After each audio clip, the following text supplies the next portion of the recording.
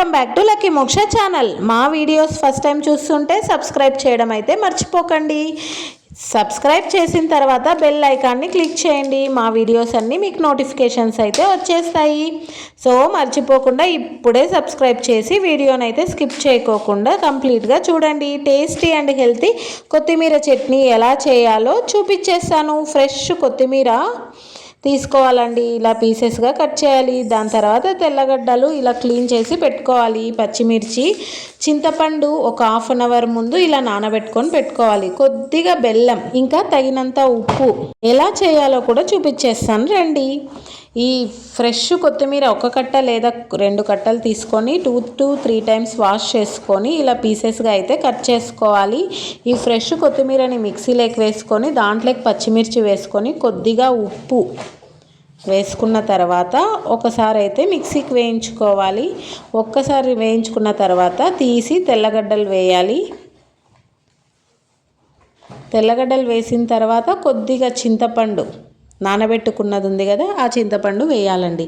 కొద్దిగా చింతపండు వాటర్ కూడా వేసేయాలి. దాని తర్వాత ఆ రెండింటిని కూడా కలిపేసి ఇలా ఒక్కసారి అయితే మిక్సీకి వేయించుకోవాలి. కొంచెం సేపు మాత్రమే వేసుకోవాలి. దాని తర్వాత మరీ తీసి కొద్దిగా బెల్లం యాడ్ చేసుకోవాలి. బెల్లం యాడ్ చేసిన తర్వాత కూడా బాగా మిక్సీకి అయితే వేయించుకోవాలి.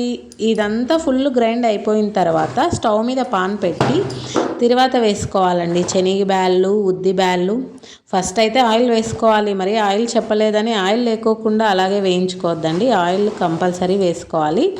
శనగబ్యాళ్ళు, ఉద్ది బ్యాళ్ళు, జీలకర్ర, ఆవాలు ఇవన్నీ చిటపటలాడిన తర్వాత కరివేపాకు వేసుకోవాలి. కరివేపాకు కూడా చిటపటలాడిన తర్వాత మిక్సీకి వేసుకున్న కొత్తిమీర మిశ్రమాన్ని అంతా ఈ తిరువాతలో అయితే వేసేయాలి. ముందుగా మా వీడియోకి ఒక లైక్ చేయడం అయితే మర్చిపోకండి. కొత్తిమీర కొరియాండర్ అంటారండి. చాలా హెల్త్కి మంచిది. డైజెషన్ ప్రాబ్లమ్స్ అస్సలు ఉండదు. షుగర్ని బాగా కంట్రోల్ చేస్తుంది. మనం ఏం చేస్తుంటామంటే కొత్తిమీర ఏ ఫుడ్లో కనిపించినా పక్కన తీసేయడం గ్యారెంటీ. అలాంటప్పుడు ఇలాంటి టేస్టీ చట్నీలు రెడీ చేసుకొని పెట్టుకోవాలి. అంతేకాదండి, ఈ కొత్తిమీర చట్నీ అనేది చాలా రోజులు నిలువైతే ఉంటుంది. 10 to 15 days కంప్లీట్గా నిలువైతే చేసుకోవచ్చు. చాలా హెల్తీగా కూడా ఉంటుంది. చాలా టేస్టీగా కూడా ఉంటుంది. ఒకసారి ట్రై చేసి చూడండి. వేడి అన్నంలోకి ఇలాంటి కొత్తిమీర చట్నీ. సో ఇలా ఆయిల్లో బాగా మిక్స్ చేసిన తర్వాత నేను చూపిస్తున్నట్టు బాగా ఉడికించుకోవాలండి. ఇది బాగా ఉడికిన తర్వాత పైన అయితే ఆయిల్ ఇలా నేను చూపిస్తున్నాను కదా, ఆయిల్ సపరేట్గా ఇలా అయిపోతుంది.